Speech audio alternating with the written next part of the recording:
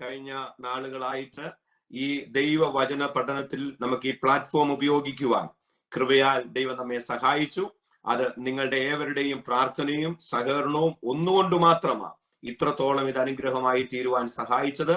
സർവശക്തനായ ദൈവത്തിന് അതിന് നന്ദി പറയുന്നു. വിശേഷിച്ച് ഒരു സീരീസ് ഓഫ് ടോക്കിലെ ഒരു അവസാന സെഷനിലേക്കൊക്കെ നാം വന്നിരിക്കുകയാണ്. ദൈവം അനുവദിച്ചാൽ അടുത്ത സെഷന് കൊണ്ട് അടുത്ത വെള്ളിയാഴ്ച കൊണ്ട് ഈ സെഷൻ, ഈ ദൈവിക ന്യായവിധി എന്ന് പറയുന്ന ഈ സെഷൻ ഇവിടെ പൂർണ്ണമാകുകയാണ്.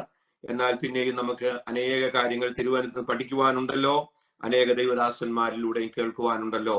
അതുകൊണ്ട് തുടർന്നും ഈ ശുശ്രൂഷ കണ്ടിന്യൂ ചെയ്യുവാൻ കർത്താവ് സഹായിക്കട്ടെ. കഴിഞ്ഞ ദിവസം എന്നെ ഒരാള് ഫോൺ വിളിച്ച് സംസാരിച്ചു. നമ്മുടെ മീറ്റിംഗിൽ വളരെ ആക്റ്റീവായിട്ട് പങ്കെടുക്കുന്ന, വളരെ പ്രായമുള്ള, നമുക്ക് പ്രത്യേകിച്ച് പ്രാർത്ഥനയിൽ നമ്മെ എന്നും ഓർക്കുന്ന ഒരു മാതാവാണ്.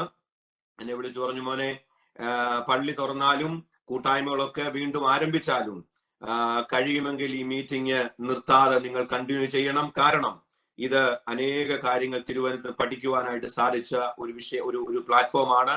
അതുകൊണ്ട് ഒരു കാരണവശാലും ഇത് നിർത്തരുത്, ഇത് കണ്ടിന്യൂ ചെയ്യണം. ഒരു മണിക്കൂറെങ്കിലും ഇങ്ങനെ ദൈവവചനം പഠിക്കുവാൻ അവസരം ലഭിക്കുന്നത് നല്ലതാണ്. പ്രിയപ്പെട്ടവരെ, അതാണ് നമ്മുടെയും ലക്ഷ്യം.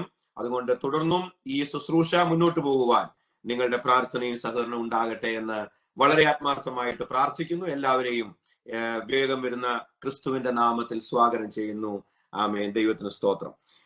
വെള്ള സിംഹാസനത്തിന്റെ ന്യായവിധി എന്ന് പറയുന്ന ദ ഫൈനൽ ജഡ്ജ്മെന്റിനെ കുറിച്ചുള്ള പഠന സമയത്താണ് നാം ആയിരിക്കുന്നത്. ഞാൻ 5 ന്യായവിധിയെ കുറിച്ചാണ് ഈ കഴിഞ്ഞ ദിവസങ്ങളിൽ സംസാരിച്ചു കൊണ്ടിരുന്നത്. അത് ഇത്രയും നീണ്ടുപോകുമെന്നുള്ളത് എനിക്കും അറിയില്ലായിരുന്നു. എന്നാൽ നാം തിരുവചനത്തിന്റെ പഠനത്തിലേക്ക് പോകുമ്പോൾ ഒത്തിരിയേറെ കാര്യങ്ങൾ അതിനോടനുബന്ധമായി പറഞ്ഞ് പോകേണ്ടതായിട്ടുണ്ട്. ഈ വെളിപ്പാട് പുസ്തകമൊക്കെ പറയണമെന്നൊന്നും ഞാനും വിചാരിച്ചതല്ല. എന്നാൽ അതും ഈ സമയങ്ങളിൽ അതിൽ നിന്നും ചില കാര്യങ്ങളൊക്കെ പറഞ്ഞു പോകുവാനായിട്ട് ദൈവം കൃപ തന്നുകൊണ്ടിരിക്കുന്നു. അതിനായിട്ട് ഞാൻ ദൈവത്തിന് സ്തോത്രം ചെയ്യുകയാണ്. പ്രാർത്ഥനയോടെ നമുക്കായിരിക്കാം. ആമേൻ. വെള്ള സിംഹാസനത്തിന്റെ ന്യായവിധി, the great white throne judgement. ആ ഒരു ജഡ്ജ്മെന്റിലേക്ക്, അല്ലെ അവസാനത്തെ ആ ജഡ്ജ്മെന്റിലേക്ക് പോകുമ്പോൾ വെളിപ്പാട് പുസ്തകത്തിന്റെ കണ്ടന്റ് എന്താണെന്നുള്ളത് 10 പോയിന്റുകളായിട്ട് പറയുവാൻ ആഗ്രഹിക്കുകയാണ്. അത് ഓടിച്ചങ്ങ് പറഞ്ഞു പോവുകയാണ്, എക്സ്പ്ലെയിൻ ചെയ്യുന്നില്ല. ചില കാര്യങ്ങളൊക്കെ നാം ചിന്തിച്ചതാണ്. വെളിപ്പാട് പുസ്തകത്തിൽ പറഞ്ഞിരിക്കുന്ന പ്രതിവാദ വിഷയങ്ങൾ എന്തൊക്കെയാണ്? ഒന്ന്, വെളിപ്പാട് പുസ്തകം പഠിപ്പിക്കുന്നത് മഹോപദ്രവത്തെ കുറിച്ചും അന്ത്യക്രിസ്തുവിന്റെ വാഴ്ചയെ പറ്റിയുമാണ്. 2, ക്രിസ്തുവിന്റെ ഒലിവുമലയിലേക്കുള്ള തന്റെ മഹത്വ പ്രത്യക്ഷതയാണ്. കഴിഞ്ഞ ആഴ്ചയിൽ നാം അത് ചിന്തിച്ചു.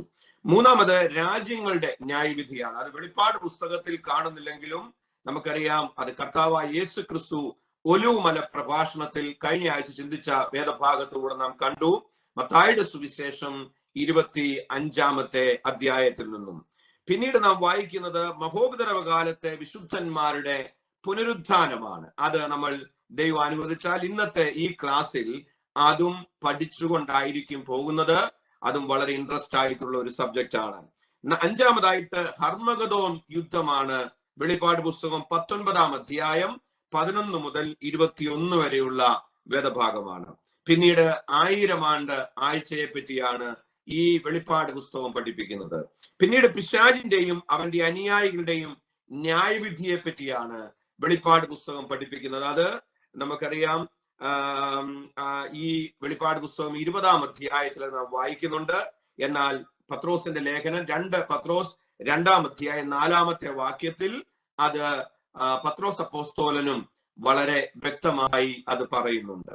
പിന്നീട് നാം വായിക്കുന്നത് അന്ത്യന്യായവിധിയാണ്. ഇന്ന് നാം ചിന്തിക്കുന്ന the final judgement, the great white throne judgement എന്ന് പറയുന്ന ഫൈനൽ ജഡ്ജ്മെന്റിനെ കുറിച്ചാണ് പിന്നീട് വെളിപ്പാട് പുസ്തകം പഠിപ്പിക്കുന്നത്. പിന്നീട് ഈ ഭൂമിയുടെ ശുദ്ധീകരണമാണ്. പത്രോസിന്റെ ലേഖനത്തിൽ അത് പ്രത്യേകിച്ച് പറയുന്നുണ്ട്. 2-ാം ലേഖനം അതിന്റെ 3-ാം അധ്യായം 10ഉം 11ഉം വാക്യം, അന്ന് ആകാശം കൊടുമുഴക്കത്തോടെ ഒഴിഞ്ഞുപോകും, മൂലപദാർത്ഥങ്ങൾ കത്തിയഴുകയും ഭൂമിയും അതിലുള്ള പണിയും വെന്തുപോകുകയും ചെയ്തു. അതും ഈ വെളിപ്പാട് പുസ്തകത്തിന്റെ അവസാന സമയങ്ങളിൽ അതിനെപ്പറ്റി നമുക്ക് കാണുവാനായിട്ട് സാധിക്കും. അതിനുശേഷമാണ് പുതിയ ആകാശവും പുതിയ ഭൂമിയും എന്നുള്ളൊരു കൺസെപ്റ്റ് തന്നെ യോഹന്നാൻ കാണുന്നത്. പിന്നീട് ഞാനിപ്പോൾ പറഞ്ഞ പുതിയ ആകാശവും പുതിയ ഭൂമി, അങ്ങനെ 10 പ്രധാനപ്പെട്ട പഠന വിഷയമാണ് ഈ വെളിപ്പാട് പുസ്തകത്തിന്റെ കണ്ടന്റ് എന്ന് പറയുന്നത്. എന്നാൽ ഇവിടെ ഇന്ന് നാം ചിന്തിക്കുവാൻ പോകുന്ന വേദഭാഗം വെളിപ്പാട് പുസ്തകം the revelation chapter 20 versus 11 to 15 ആണ്. അതായത് 11-ാമത്തെ വാക്യം മുതൽ 20-ാം അധ്യായം അതിന്റെ 15-ാമത്തെ വാക്യം വരെ ഇങ്ങനെയാണ് വായിക്കുന്നത്. യോഹന്നാൻ തന്റെ ദർശനം കണ്ടുകൊണ്ട് പറയുന്നു, ഇതാ ഞാൻ വലിയൊരു വെള്ളസിംഹാസനവും അതിലൊരുത്തൻ ഇരിക്കുന്നതും കണ്ടു. അവന്റെ സന്നിധിയിൽ നിന്നും ഭൂമിയും ആകാശവും ഓടിപ്പോയി. അവയെ പിന്നെ കണ്ടില്ല. മരിച്ചവർ ആബാലവൃത്തം സിംഹാസനത്തിന്റെ മുമ്പിൽ നിൽക്കുന്നത് ഞാൻ കണ്ടു. പുസ്തകങ്ങൾ തുറന്നു. ജീവന്റെ പുസ്തകമെന്ന മറ്റൊരു പുസ്തകവും തുറന്നു. പുസ്തകങ്ങളിൽ എഴുതിയിരിക്കുന്നതിനൊത്തവണ്ണം മരിച്ചവർക്ക് അവരുടെ പ്രവൃത്തികൾക്കടുത്ത ന്യായവിധി ഉണ്ടായി. സമുദ്രം തന്നിലുള്ള മരിച്ചവരെ ഏൽപ്പിച്ചു കൊടുത്തു. മരണവും പാതാളവും തന്നിലുള്ള മരിച്ചവരെ ഏൽപ്പിച്ചു കൊടുത്തു. ഓരോരുത്തന് അവനവന്റെ പ്രവൃത്തികൾക്കടുത്ത വിധി ഉണ്ടായി. മരണത്തെയും പാതാളത്തെയും തീപ്പൊയ്കയിൽ തള്ളിയിട്ടു. ഈ തീപ്പൊയ്ക 2-ാമത്തെ മരണം. ജീവന്റെ പുസ്തകത്തിൽ പേരെഴുതി കാണാത്ത ഏവനെയും തീപ്പൊയ്കയിൽ തള്ളിയിടും. ജീവന്റെ പുസ്തകത്തിൽ പേരെഴുതി കാണാത്ത ഏവനെയും തീപ്പൊയ്കയിൽ തള്ളിയിടും. ഇതാ ഞാൻ വലിയൊരു വെള്ളസിംഹാസനവും അതിൽ ഒരുത്തൻ ഇരിക്കുന്നതും ഞാൻ കണ്ടു. പ്രിയപ്പെട്ടവരെ, ദൈവം നീതിമാനാണെങ്കിൽ, ദൈവം അനീതിയെ വെറുക്കുന്നവനാണെങ്കിൽ, എന്തുകൊണ്ട് ഈ കാലഘട്ടങ്ങളിൽ അനീതിയും അക്രമങ്ങളും പ്രതികാരങ്ങളും യുദ്ധങ്ങളും രക്തച്ചൊരിച്ചിലുകളും തുടർമാനമായി നടന്നുകൊണ്ടിരിക്കുന്നു? ദൈവം നീതിയുടെ ദൈവമെങ്കിൽ എന്തുകൊണ്ട് ഇതിനെയൊക്കെ അനുവദിക്കുന്നു? ഇന്ന് നമുക്കറിയാം, ലോകം അനീതിയുടെ മുമ്പിൽ നിൽക്കുകയാണ്. മുഖപക്ഷത്തിന്റെ മുമ്പിൽ ലോകം നിൽക്കുകയാണ്. സ്വജനപക്ഷപാതം ലോകത്ത് നമുക്ക് കാണുവാനായിട്ട് സാധിക്കും. നിരാലംബരായിട്ടുള്ള ആൾക്കാർക്ക് സഹായം ലഭിക്കാത്ത ഒരു കാലഘട്ടത്തിൽ ഈ ലോകമായിരിക്കുകയാണ്. പ്രിയപ്പെട്ടവരെ, സ്വന്തമായി തന്നെ സ്വസ്നേഹികളായി ലോകം മാറിക്കൊണ്ടിരിക്കുന്നു. എന്നാൽ നീതിയുടെ ഒരു ദൈവമുണ്ടെങ്കിൽ, ന്യായം വിധിക്കുന്ന ഒരു ദൈവമുണ്ടെങ്കിൽ, എന്തുകൊണ്ട് ദൈവം ഇപ്പോൾ അതിനെ ന്യായം വിധിക്കുന്നില്ല? അതിന് മറുപടി വാഴ്ത്തപ്പെട്ട പൗലോസ് അപ്പോസ്തലൻ റോമാലേഖനത്തിൽ ഒരു വാക്യം ഇങ്ങനെയാണ് പറഞ്ഞിരിക്കുന്നത്. അതിന് മറുപടി എന്ന രീതിയിൽ അത് വായിക്കുവാൻ ഞാൻ ആഗ്രഹിക്കുകയാണ്. റോമാലേഖനം 2-ാം അധ്യായം 1 മുതൽ 12 വരെയുള്ള വാക്യമാണ് ഒരു നീണ്ട ഒരു സബ്ജക്റ്റ് ആയിട്ട് പൗലോസ് അപ്പോസ്തലൻ റോമർക്കെഴുതിയ ലേഖനത്തിൽ ദൈവത്തിന്റെ ആത്മാവിൽ പറയുന്ന ഒരു സ്റ്റേറ്റ്മെന്റ് ആണ്. അതിൽ 2 വാക്യം ഞാൻ വായിക്കുവാൻ ആഗ്രഹിക്കുന്നു. 2-ാമത്തെ വാക്യവും വേഴ്സ് 2 and verse 5 അതിങ്ങനെയാണ് വായിക്കുന്നത്. എന്നാൽ ആവക പ്രവർത്തിക്കുന്നവരുടെ നേരെ ദൈവത്തിന്റെ വിധി സത്യാനുസരണമായിരിക്കുന്നുവെന്ന് നാം അറിയുന്നു. അതുതന്നെ പ്രവർത്തിക്കുന്ന മനുഷ്യ, നീ ദൈവത്തിന്റെ വിധിയിൽ നിന്നും തെറ്റി ഒഴിയുമെന്ന് നനയ്ക്കുന്നുണ്ടോ? അടുത്ത വാക്യം ശ്രദ്ധിച്ചുകൊള്ളണം പ്രിയപ്പെട്ടവർ. എന്നാൽ നിന്റെ കാഠിന്യത്താലും അനുതാപമില്ലാത്ത ഹൃദയത്താലും നീ ദൈവത്തിന്റെ നീതിയുള്ള വിധി വെളിപ്പെടുന്ന കോപ ദിവസത്തേക്ക് നിനക്ക് തന്നെ കോപം ചരതിച്ച് വെച്ചിരിക്കുന്നു. അതിന്റെ അർത്ഥം നിനക്ക് തന്നെ നീ കോപം കൂട്ടി വെച്ചിരിക്കുകയാണ്. അതിന്റെ ഇംഗ്ലീഷിൽ ട്രഷറസ്റ്റ് എന്നാണ് പറഞ്ഞത്. അതായത് നീ അതിനെ സമ്പാദിച്ചു കൊണ്ടിരിക്കുകയാണ്, നീ അതിനെ പരിപാലിച്ചു കൊണ്ടിരിക്കുകയാണ്, നീ അതിനെ ഡിപ്പോസിറ്റ് ചെയ്തുകൊണ്ടിരിക്കുന്നു.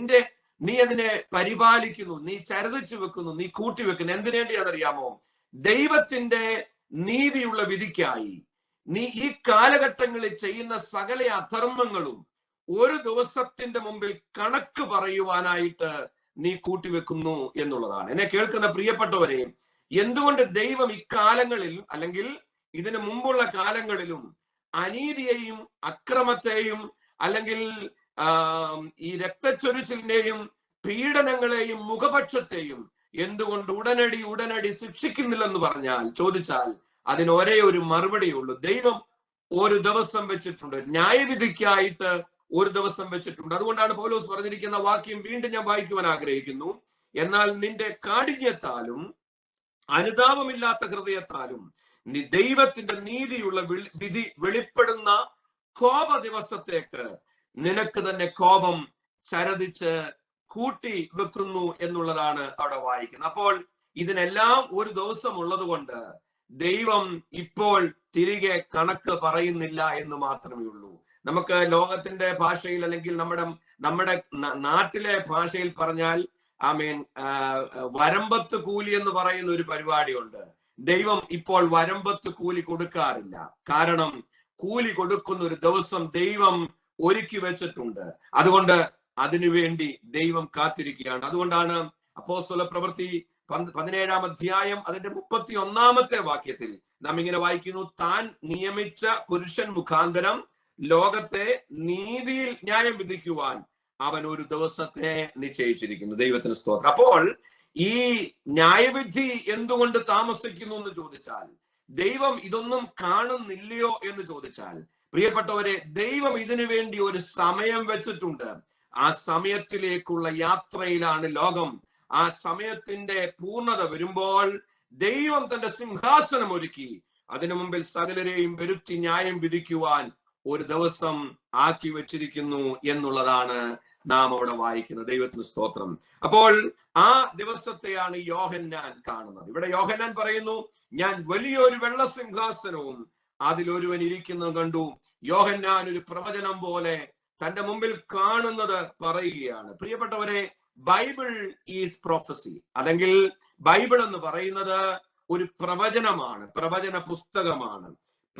തിരുവചനം വരുവാനുള്ള കാര്യങ്ങളെ പറ്റിയാണ് ഏറ്റവും കൂടുതലായിട്ട് പറഞ്ഞിട്ടിരിക്കുന്നത്. ദൈവവചനത്തിലെ ചിന്തകളെല്ലാം മുന്നോട്ട് നടക്കുവാനുള്ള കാര്യങ്ങൾ, ഇനിയും സംഭവിക്കുവാനുള്ള കാര്യങ്ങളാണ് പറയുന്നത് എന്ന് കാണുവാനായിട്ട് സാധിക്കും.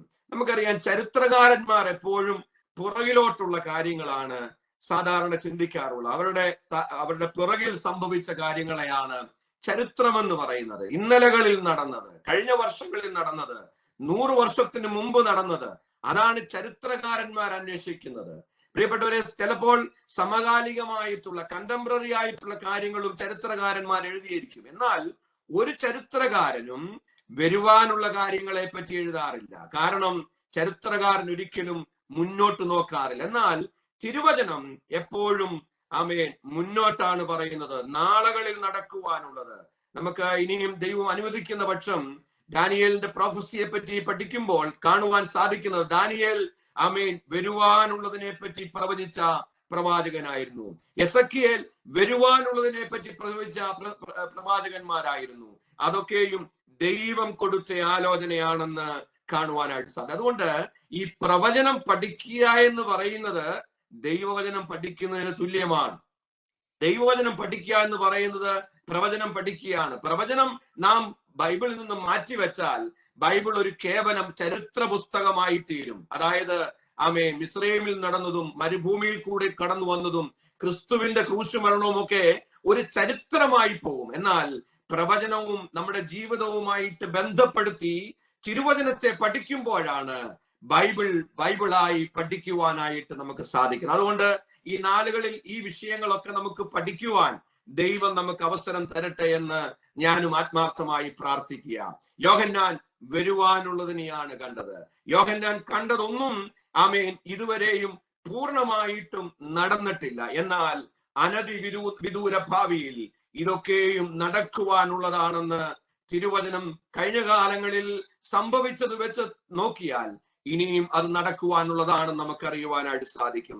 യോഹന്നാൻ പറയുന്നു, ഞാൻ വലിയൊരു വെള്ള സിംഹാസനവും അതിലൊരുവൻ ഇരിക്കുന്നതും ഞാൻ കണ്ടു.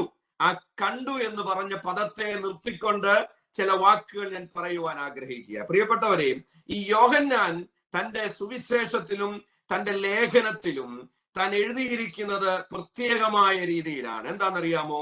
യോഹന്നാൻ എപ്പോഴും പറഞ്ഞിട്ടുണ്ട്, യോഹന്നാന്റെ ലേഖനം നാം വായിക്കുമ്പോൾ അറിയാം, 1 John chapter 1 verse 1 ഇങ്ങനെയാണ്. 1 യോഹന്നാൻ 1:1 ഇങ്ങനെ വായിക്കുന്നു, ആദ്യം മുതലുള്ളതും ഞങ്ങൾ കേട്ടതും സ്വന്തം കണ്ണുകൊണ്ട് കണ്ടതും ഞങ്ങൾ നോക്കിയതും ഞങ്ങളുടെ കൈ തൊട്ടതുമായ ജീവന്റെ വചനം എന്ന് പറഞ്ഞാണ് തന്റെ ലേഖനം ആരംഭിക്കുന്നത്. which we have heard, which we have seen with our eyes, which we have looked upon, and our hands and handled of the word of life എന്നാണ് പറഞ്ഞിരിക്കുന്നത്. അതായത് പ്രിയപ്പെട്ടവരെ, ഞങ്ങളുടെ കണ്ണുകൊണ്ട് കണ്ടതും ഞങ്ങളുടെ കൈകൾ കൊണ്ട് തൊട്ടതും ഞങ്ങളുടെ ചെവികൾ കൊണ്ട് കേട്ടതുമായ ജീവന്റെ വചനത്തെ പറ്റി. അപ്പോൾ ഈ യോഹന്നാന്റെ പ്രവചനവും യോഹന്നാന്റെ ലേഖനങ്ങളും യോഹന്നാന്റെ സുവിശേഷവും ഒക്കെ ആമേൻ ഈ കർത്താവുമായിട്ട് അഭേദ്യമായ ബന്ധമുണ്ടായതും തന്റെ കൈകൊണ്ട് തൊട്ടതുമായിട്ടുള്ള കാര്യമാണ്. തന്റെ കണ്ണുകൊണ്ട് കണ്ട കാര്യങ്ങളാണ് യോഹന്നാൻ അവിടെയൊക്കെ എഴുതിയിരിക്കുന്നത്. അപ്പോൾ യോഹന്നാൻ വെള്ളസിംഹാസനത്തെ പറ്റി പറയുന്നത് അതെ ഞാൻ കണ്ടുവെന്നാണ്. ഹല്ലേലൂയ, ആമേൻ. യോഹന്നാൻ ലേഖനം എഴുതുമ്പോൾ ഞങ്ങളുടെ കൈകൊണ്ട് തൊട്ടതും ഞങ്ങളുടെ കണ്ണുകൊണ്ട് കണ്ടതും എന്ന് പറഞ്ഞത് താൻ സുവിശേഷത്തിൽ നമ്മുടെ മസിഹായെ കണ്ടതിനെ പറ്റിയാണ് പറഞ്ഞിരിക്കുന്നത്.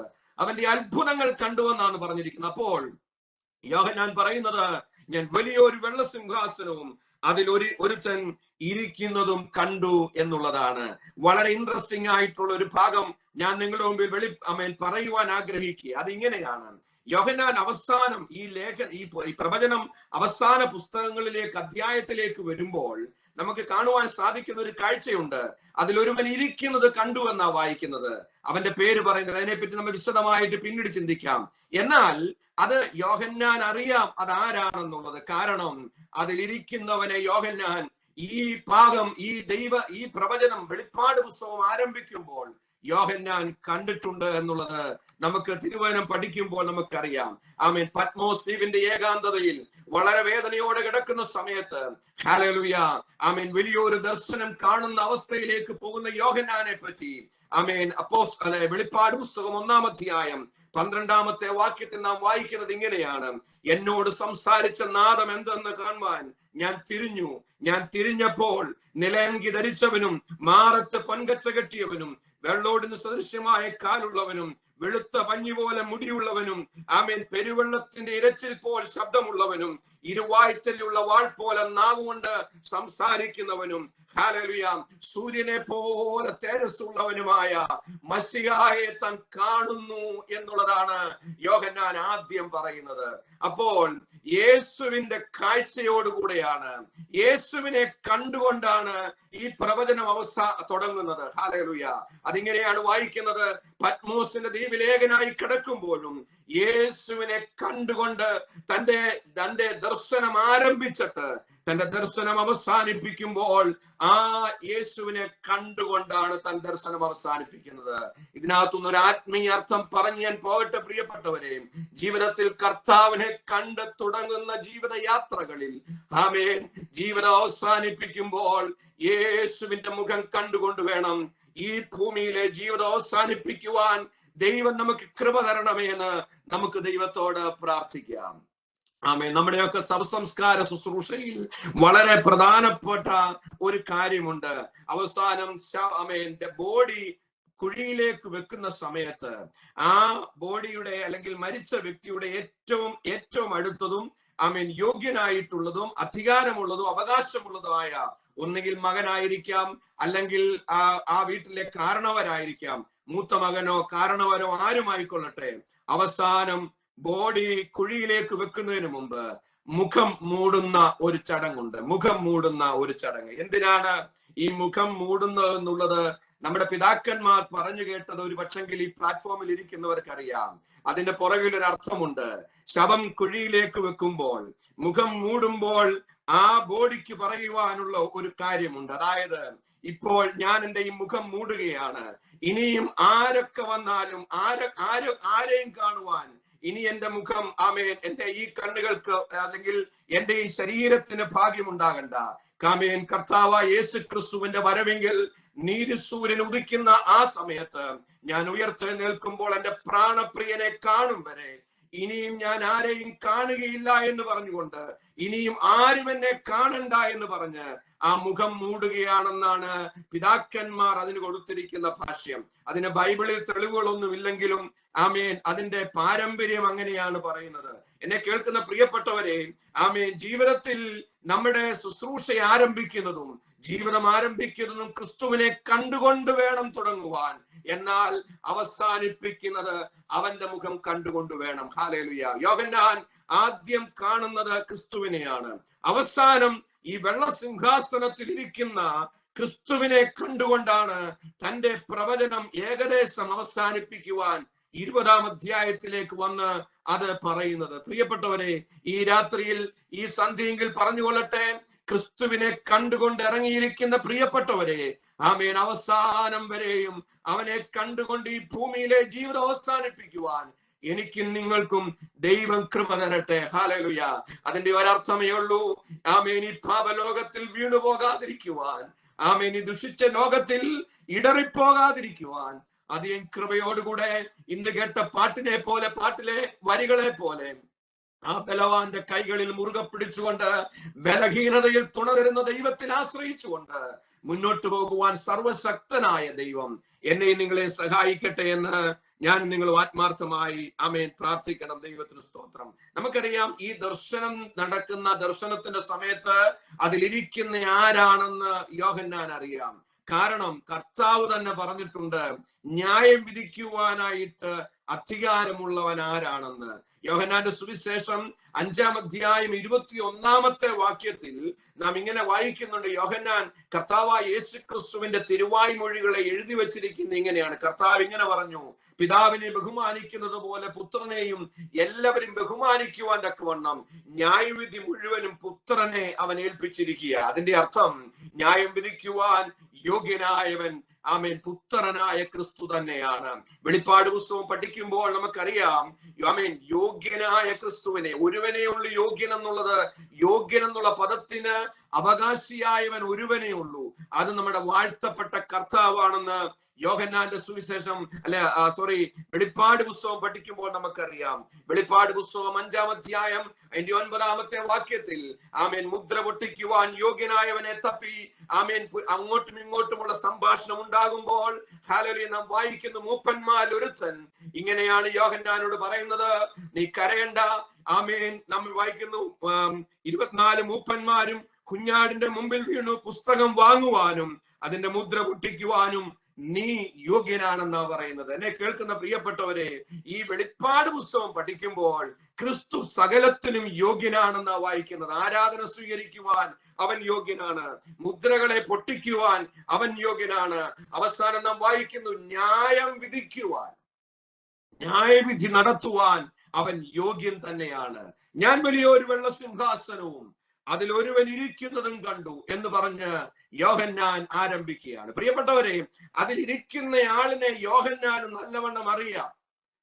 അതിനെപ്പറ്റി നാം ഇങ്ങനെ ഒന്ന് ചിന്തിച്ചാൽ, ബേത്ലഹേമിൽ ജനിച്ച ആ ശിശുവാണ് ആമേൻ പൂർണ്ണ വളർച്ചയെത്തിയ അല്ലെങ്കിൽ സർവശക്തനായ ദൈവമായിട്ട് അവിടെ ഇരിക്കുന്നത്.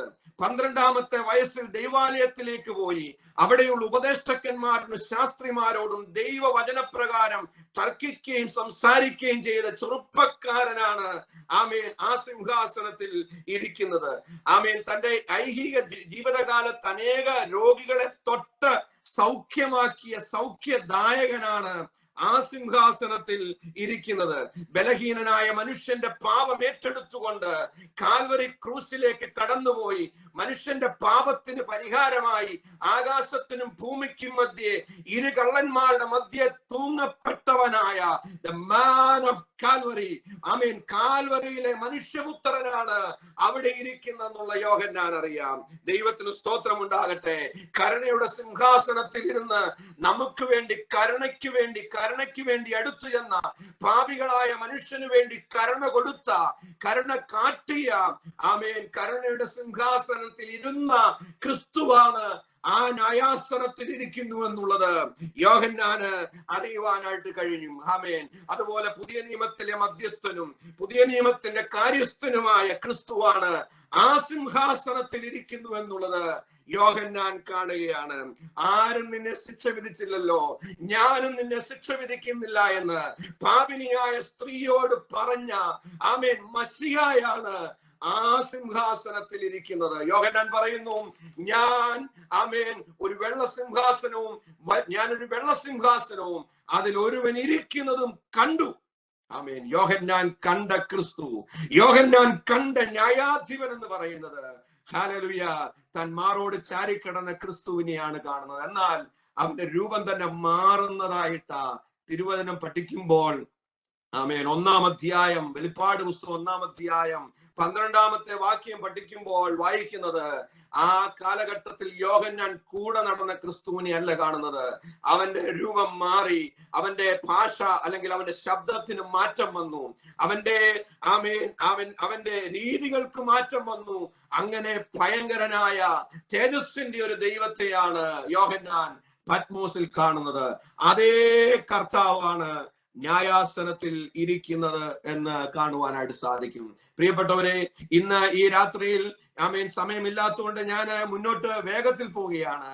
ഇന്ന് വരെ ആമേൻ നമുക്ക് വേണ്ടി വാദിച്ച, നമുക്ക് വേണ്ടി ഇടിവിൽ നിന്ന, പക്ഷപാതം ചെയ്ത, നമ്മുടെ പാപങ്ങളെ ക്ഷമിച്ച ആമേൻ വാഴ്ത്തപ്പെട്ട കർത്താവ് ഒരു നാളിൽ സിംഹാസനത്തിൽ ന്യായം വിധിക്കുവാൻ ഇരിക്കുമെന്നുള്ള കാര്യം മറന്നു പോകരുത്. ഇന്നവൻ കരുണ കാണിക്കുവാൻ അവൻ സന്നദ്ധനാണ്. ഇന്ന് നമ്മുടെ പാപങ്ങളെ ക്ഷമിക്കുവാൻ സന്നദ്ധനാണ്.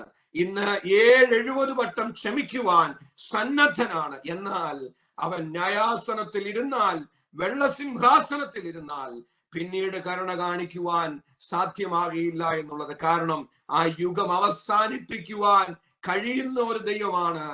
ആമേൻ, ആമേൻ. തിരുവചനത്തിൽ, വെളിപ്പാട് പുസ്തകത്തിൽ വെള്ളസിംഹാസനത്തിൽ കാണുന്ന ക്രിസ്തുവിനെ പറ്റി നമുക്ക് കാണുവാനായിട്ട് സാധിക്കുന്നത്. പ്രിയപ്പെട്ടവരെ, ആ ഭാഗം ഞാൻ വീണ്ടും എടുത്തു പറയാൻ ആഗ്രഹിക്കുകയാണ്.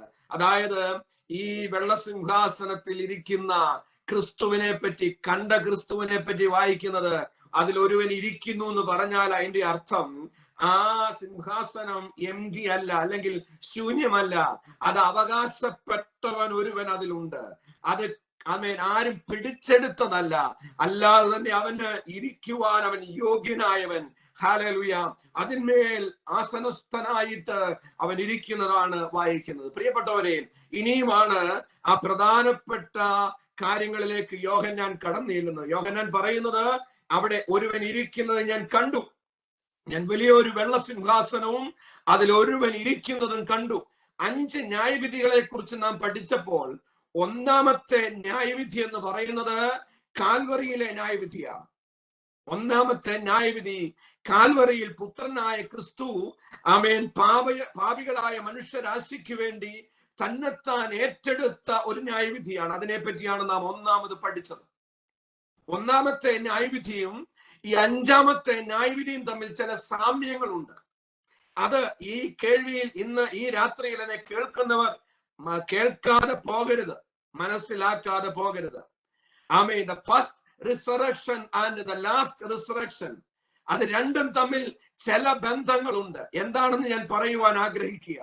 1-ാമത്തെ ന്യായവിധിയിൽ പുത്രനായ ക്രിസ്തു കടന്നുപോയ സകലവിധമായ ആമേൻ ശാരീരികമായും മാനസികമായുള്ള വേദനയിൽ കൂടെ, ആമേൻ, ഈ 5-ാമത്തെ ന്യായവിധിയിൽ കൂടെ ഒരു പാപിയായ മനുഷ്യൻ കടന്നു പോവുകയാണ്. മറന്നു പോകരുത്. അതായത് ആദ്യത്തെ ന്യായവിധിയിൽ ക്രിസ്തു അനുഭവിച്ച നരകവേദനയും, ആമേൻ, ആദ്യത്തെ ന്യായവിധിയിൽ ക്രിസ്തു അനുഭവിച്ച ആമേൻ ഒറ്റപ്പെടലും, ആദ്യത്തെ ന്യായവിധിയിൽ ക്രിസ്തു അനുഭവിച്ച മരണവേദനയും നരകവേദനയും, ആമേൻ, ഈ അവസാനത്തെ ന്യായവിധിയിൽ ഒരു പാപിയായ മനുഷ്യൻ, ക്രിസ്തുവിനെ ഏറ്റെടുക്കാത്ത ഒരു മനുഷ്യൻ, ക്രിസ്തുവിനെ അംഗീകരിക്കാത്ത ഒരു മനുഷ്യൻ, ആമേൻ, രക്ഷിക്കപ്പെടാത്ത ഒരു മനുഷ്യൻ അവൻ അനുഭവിക്കുവാൻ പോകുകയാണെന്നുള്ളതാണ് ഇതിന്റെ സാമ്യം എന്ന് പറയുന്നത്. പ്രിയപ്പെട്ടവരെ, പറഞ്ഞുകൊള്ളട്ടെ, വീണ്ടും എളുപ്പത്തിൽ മനസ്സിലാക്കുവാൻ വേണ്ടി ഞാൻ ഇങ്ങനെ പറയുവാൻ ആഗ്രഹിക്കുക.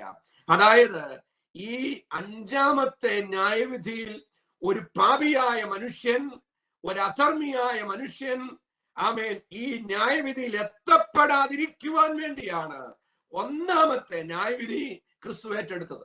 പെട്ടെന്ന് പറഞ്ഞാൽ അങ്ങനെ നമുക്ക് മനസ്സിലാക്കുവാനായിട്ട് സാധിക്കും. അതിന്റെ അർത്ഥം, ഞാനും നിങ്ങളും, മാനവരാശിയിൽ ഒരു മനുഷ്യൻ പോലും ഈ ന്യായവിധിയുടെ മുമ്പാകെ വരാതിരിക്കുവാൻ. കാരണം ഈ ന്യായവിധി എന്ന് പറയുന്നത് പിശാചിനും അവന്റെ ദൂതന്മാരെയും ആമീൻ എന്നേക്കുമായി നരകത്തിൽ തള്ളിയിടുവാനുള്ള ന്യായവിധിയാണ്. അപ്പോൾ ആ പിശാചിന് കൊടുക്കുന്ന ഈ ന്യായവിധിയിലേക്ക് ഭാവിയായ ഒരു മനുഷ്യനും വരാതിരിക്കുവാൻ അവൻ ഒന്നാമത്തെ ന്യായവിധി ഏറ്റെടുത്തു. വേഗത്തിൽ ഒന്നുകൂടെ പറഞ്ഞുകൊള്ളട്ടെ. ആ ഒന്നാമത്തെ ന്യായവിധിയുടെ ഗുണഭോക്താക്കളാകാത്തവർ, ഒന്നാമത്തെ ന്യായവിധിയുടെ ഗുണഭോക്താക്കൾ ആകാത്ത ഏവരും ഈ അഞ്ചാമത്തെ ന്യായവിധിയിൽ വരുമെന്നുള്ളത് മറന്നുപോകരുത്. ഞാൻ പറഞ്ഞുകൊള്ളട്ടെ പ്രിയപ്പെട്ടവരെ, ഇതുവരെ പഠിച്ച ന്യായവിധികളൊക്കെയും ഓരോ ഗ്രൂപ്പുകൾക്ക് വേണ്ടിയുള്ളതായിരുന്നു. എന്നാൽ സർവമാന മനുഷ്യ ജീവിതങ്ങൾക്കും വേണ്ടി അവർ ദൈവത്തെ തിരസ്കരിച്ചത് കൊണ്ട്, അവർ ക്രിസ്തുവിനെ അംഗീകരിക്കാതിരുന്നത് കൊണ്ട് അവർ നേരിടുവാൻ പോകുന്ന വലിയൊരു വെള്ളസിംഹാസനമാണ് യോഹന്നാൻ ഇവിടെ കാണുന്നത് എന്നുള്ളത് മറന്നു പോകരുത്. ദൈവത്തിന് നന്ദിയോടെ സ്തോത്രം. ഞാൻ വലിയൊരു വെള്ളസിംഹാസനവും അതിലൊരുവൻ ഇരിക്കുന്നതും കണ്ടു എന്ന് പറഞ്ഞാണ് തുടങ്ങുന്നത്. വലിയൊരു വെള്ള സിംഹാസനം. വെള്ള എന്നുള്ള പദത്തിന്റെ അർത്ഥം പറയുവാൻ ഞാൻ ആഗ്രഹിക്കുന്നില്ല, അത് നമുക്ക് വളരെ സുപരിചിതമാണ്.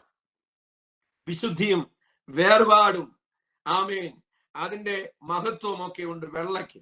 അതുകൊണ്ടാണ് വെള്ളസിംഹാസനം എന്ന വൈറ്റ് ത്രോൺ എന്ന് പറയുന്നത്. അതായത് അത് നീതിയുടെ സിംഹാസനമാണ്, ഇരുട്ട് അല്പം പോലും ഇല്ലാത്തതാണ്. അതുകൊണ്ട് അത് വെള്ള അല്ലെങ്കിൽ പ്യൂരിറ്റിയുടെ ഒരു അടയാളമാണ് ഈ വെള്ള എന്ന് പറയുന്നത്. എന്നാൽ യോഹന്നാൻ പറയുന്നത് ഞാൻ വലിയൊരു ഗ്രേറ്റ് വൈറ്റ് ത്രോൺ എന്ന് പറഞ്ഞാണ് തുടങ്ങുന്നത്. അതായത് വലിയൊരു വെള്ളസിംഹാസനം കണ്ടു. ഈ കാലഘട്ടത്തിൽ ജീവിക്കുന്നവർ അല്ലെങ്കിൽ കഴിഞ്ഞ കാലഘട്ടങ്ങളിൽ ജീവിച്ചവർ, ചരിത്ര പുസ്തകങ്ങൾ വായിക്കുന്നവർക്കറിയാം, ലോക സാമ്രാജ്യ ശക്തികൾ അടയ്ക്കുവാണ് നേതാക്കന്മാരും രാജാക്കന്മാരും അവർ സിംഹാസനങ്ങളിൽ ഇരുന്നിട്ടുണ്ട്. അലക്സാണ്ടർ ചക്രവർത്തിയും സീസറും നീറോയും നെപ്പോളിയനും ഒക്കെ അവരൊക്കെയും ഇരുന്ന സിംഹാസനങ്ങൾ ഉണ്ടായിരുന്നു. എന്നാൽ അവരിരുന്ന സിംഹാസനങ്ങൾക്കൊന്നും ദ ഗ്രേറ്റ് ത്രോൺ എന്ന് പറഞ്ഞിട്ടില്ല. അവരിരുന്ന സിംഹാസനങ്ങൾ കാലാകാലങ്ങളിൽ അസ്തമിച്ചു പോയതാണ്. ആ സിംഹാസനങ്ങളിൽ ഇരുന്നവരുടെ അധികാരങ്ങൾ ലിമിറ്റഡ് ആയിരുന്നു. നമുക്കറിയാം, നീറോ ചക്രവർത്തിയുടെ അധികാരങ്ങൾ റോമൻ എംപയറിന്റെ അധികാര പരിധിയിൽ മാത്രം, റോമൻ സാമ്രാജ്യം എവിടെയൊക്കെ ഭരിക്കുന്നോ അതിന്റെ ഉള്ളിൽ മാത്രമേ വരുന്നുള്ളൂ. ഭൂമി മുഴുവനും അത് വ്യാപിച്ചു കിടക്കുന്നില്ല. നെപ്പോളിയൻ ഇരുന്ന സിംഹാസനത്തിന്റെ അധികാര പരിധി അദ്ദേഹം ഭരിച്ച ദേശത്തിന്റെ അതിരിനുള്ളിൽ കിടക്കുന്നതാണ്. സീമകൾക്കതീതമായി അവരുടെ അധികാരങ്ങൾ പോകുന്നില്ല. എന്നാൽ ഇവിടെ യോഹന്നാൻ കാണുന്ന സിംഹാസനം എന്ന് പറയുന്നത് ദ ഗ്രേറ്റ് വൈറ്റ് ത്രോൺ ആമേൻ എന്നാണ് പറഞ്ഞിരിക്കുന്നത്. എന്നെ കേൾക്കുന്ന പ്രിയപ്പെട്ടവരെ, സിംഹാസനം എന്ന വാക്ക് അതിന്റെ പദവും സുപരിചിതമായതുകൊണ്ട് ഞാൻ എടുത്തു പറയാൻ ആഗ്രഹിക്കുന്നില്ല. ഇതിനകത്തൊന്നും ഗ്രീക്ക് എന്ന പദം കൊണ്ടുവരുവാനും ഞാൻ ആഗ്രഹിക്കുന്നില്ല. എന്നാൽ ഇതിന്റെ മൂല ഭാഷ മനസ്സിലാക്കി പോകണമല്ലോ എന്ന് വിചാരിച്ച് പറയുന്നതേ ഉള്ളൂ. സിംഹാസനം എന്ന ഗ്രീക്ക് വാക്കിന് ത്രോണോസ് എന്നാണ് പറയുന്നത്. അതിന് ഇംഗ്ലീഷിൽ അതിന് എലിവേറ്റഡ് സീറ്റ് എന്നാണ്. അതായത് ഉയർന്നിരിക്കുന്ന, അല്പം ഉയർന്നിരിക്കുന്ന ഇരിപ്പിടത്തിനെയാണ് അങ്ങനെ പറയുന്നത്. എന്നാൽ ഇംഗ്ലീഷിൽ അതിന് ത്രോൺ എന്ന് പറയുമ്പോൾ അത് രണ്ട് വാക്കിൽ നിന്ന് വന്നതാണ്, രണ്ട് ഭാഷയിൽ നിന്ന് വന്നതാണ്. ഒന്ന് ഫ്രഞ്ചിൽ നിന്നും രണ്ട് ലാറ്റിൻ ഭാഷയിൽ നിന്നും വന്ന ഒരു വേർഡാണ് ത്രോൺ എന്ന് പറയുന്നത്, സിംഹാസനം എന്ന് പറയുന്നത്. എന്നാൽ ഇംഗ്ലീഷിൽ അത് വരുമ്പോൾ അതിന് ഒരല്പം രാജകീയമായ പദവി അതിലേക്ക് വന്നു കയറി. അതിന്റെ രാജകീയമായ അടയാളത്തിന്റെ ഒരു അടയാളമായി മാറി സിംഹാസനം. അത് സ്വർണം കൊണ്ട് അലങ്കരിക്കുകയും അതിനെ മഹത്വവൽക്കരിക്കുകയൊക്കെ ചെയ്ത് അതിന്റെ പദവി തന്നെ ഒന്ന് മാറി എന്നാണ് നമുക്ക് ചരിത്രം പഠിക്കുമ്പോൾ നമുക്ക് കാണുവാനായിട്ട് സാധിക്കുന്നത്. എന്നാൽ നമ്മളുടെ ഭാഷയായ മലയാളം ആണ് സിംഹാസനത്തിന്റെ യഥാർത്ഥ അർത്ഥം കൊടുത്തിരിക്കുന്നത്. അതായത് സിംഹങ്ങളുടെ മേൽ ആസനസ്ഥനായിരിക്കുന്ന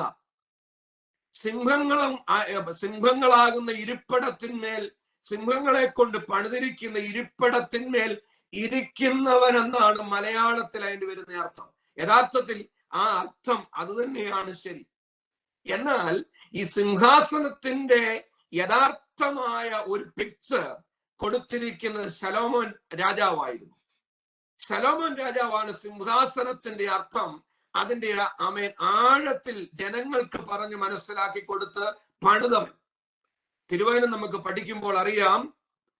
1 രാജാക്കന്മാരുടെ പുസ്തകം 10-ാം അധ്യായം 18 മുതൽ 20 വരെയുള്ള വാക്യം, 1 Kings chapter 10 verse 18 to 20 നാം ഇങ്ങനെ വായിക്കുന്നുണ്ട്. രാജാവ് ദന്തം കൊണ്ട് ഒരു സിംഹാസനം ഉണ്ടാക്കി. ശലോമോൻ രാജാവ് അതിനെ തങ്കം കൊണ്ട് പൊതിഞ്ഞു.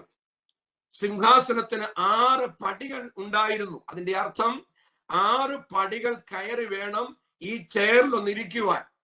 6 പടികൾ കയറി ഇരിക്കുന്ന അത്രമാത്രം ഉയരത്തിലാണ് സിംഹാസനം വെച്ചിരുന്നത്. അത്രമാത്രം ഉയരത്തിൽ.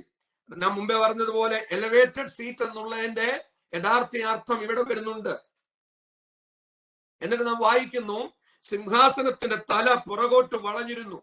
ഇരിപ്പിടത്തിന്റെ ഇരുഭാഗത്തും കൈത്താങ്ങലിനരികെ നിൽക്കുന്ന 2 സിംഹങ്ങളും ഉണ്ടായിരുന്നു. അങ്ങനെയാണ് ശലോമോൻ രാജാവ് സിംഹാസനത്തെ പണിതത്. പിന്നീട് നാം വായിക്കുന്നു, 6 പടികൾ കയറി വേണമല്ല പോകുവാൻ. നമ്മളത് ചിന്തിച്ചു. ഈ 6 പടികളിലും ഓരോ പടികളിലും ഈ 2 സിംഹങ്ങളെ വീതം രാജാവ് പണിത് വെച്ചിരുന്നു. അതായത് ഒരു മനുഷ്യൻ ഈ പടി കയറി പോകുമ്പോൾ ഇരുഭാഗത്തുമായി ഓരോ പടികളിലും ഈ 2 സിംഹങ്ങളെ കണ്ടുകൊണ്ട് വേണം ആ സിംഹാസനത്തിലേക്ക് കയറി പോകുവാൻ. അത്ര മനോഹരമായ ആധികാരികമായി ഈ സിംഹാസനത്തെ പറ്റി എഴുതി വച്ചിരിക്കുന്ന തിരുവചനത്തിലാണ്. എന്നാൽ ശലോമോൻ രാജാവിന്റെ സിംഹാസനത്തിന് പോലും ദ ഗ്രേറ്റ് ത്രോൺ എന്ന് പറഞ്ഞിട്ടില്ല, വലിയൊരു സിംഹാസനമെന്ന് പറഞ്ഞിട്ടില്ല. എന്നാൽ യോഹന്നാൻ വലിയൊരു സിംഹാസനം എന്ന് പറയുന്നത് അന്ത്യ ന്യായവിധിയിൽ പുത്രനായ ക്രിസ്തു ലോകത്തെ ന്യായം വിധിക്കുവാൻ, ഭാവിയെ ന്യായം വിധിക്കുവാൻ ഇരിക്കുന്ന സിംഹാസനത്തിന് മാത്രമേ വലിയൊരു ദ ഗ്രേറ്റ് ത്രോൺ എന്ന് പറഞ്ഞിട്ടുള്ളൂ. എന്നെ കേൾക്കുന്ന പ്രിയപ്പെട്ടവരെ, എന്തുകൊണ്ടാണ് ഞാൻ ഇത് പറയുന്നറിയാമോ? ഈ സിംഹാസനത്തിൽ നിന്നും പുറപ്പെടുന്ന ന്യായവിധിയുടെ പവർ, അധികാരം, അതോറിറ്റി അത്രമാത്രം ഉണ്ട്. അതുകൊണ്ടാണ് പറയുന്നത് ഈ സിംഹാസനത്തിൽ ഇരിക്കുന്നവന്റെ അതോറിറ്റി, ഈ സിംഹാസനത്തിൽ ഇരിക്കുന്നവന്റെ വിധിയുടെ ആധികാരികത ഭയങ്കരമാണ്. അതുകൊണ്ടാണ് ഈ ലോക സാമ്രാജ്യങ്ങളുടെ സിംഹാസനത്തെയും ശലോമോന്റെ സിംഹാസനത്തെയും ഞാൻ പറയുവാൻ ആഗ്രഹിച്ചത്. എന്നെ കേൾക്കുന്നവരെ, ഇത് നിസ്സാരമല്ല കേട്ടോ. ഈ വെള്ള സിംഹാസനം എന്ന് പറയുന്നത് നിസ്സാരമല്ല. ഇത് നാം കേൾക്കാതെയും പഠിക്കാതെയും പോകരുത്.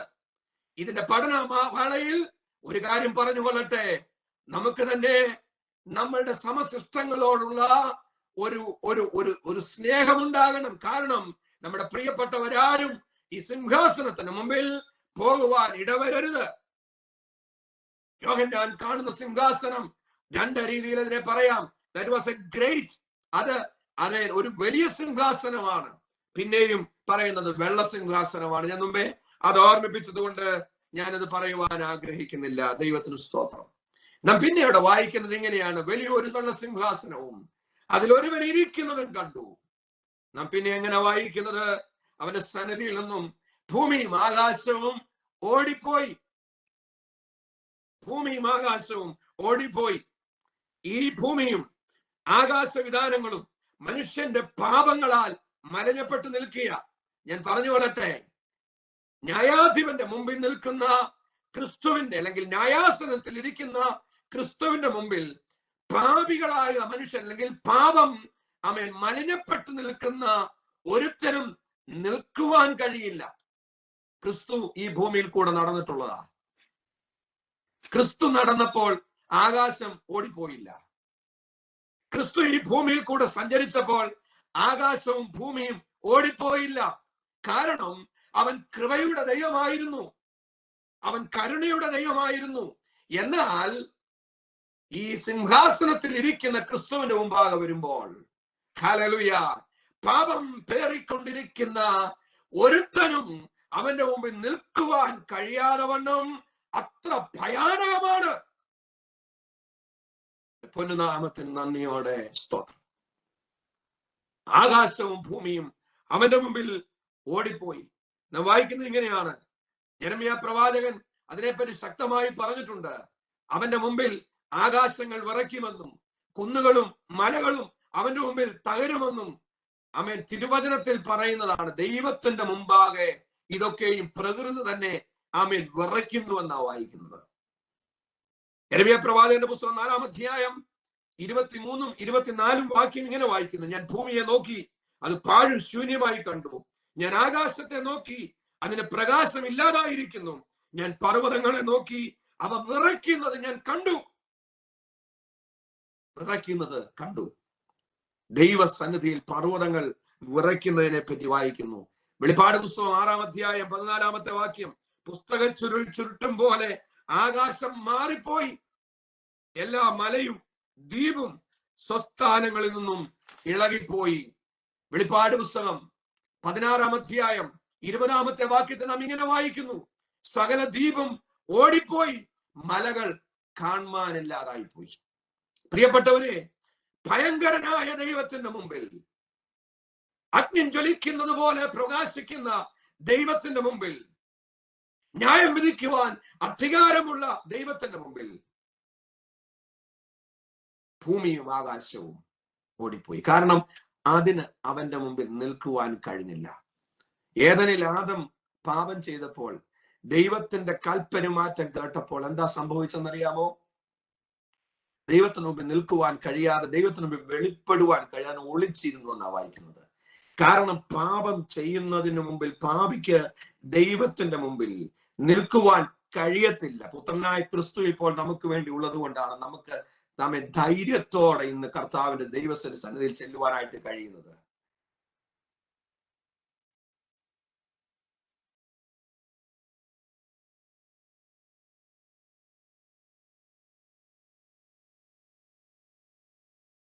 എന്നെ കേൾക്കുന്ന പ്രിയപ്പെട്ടവരെ,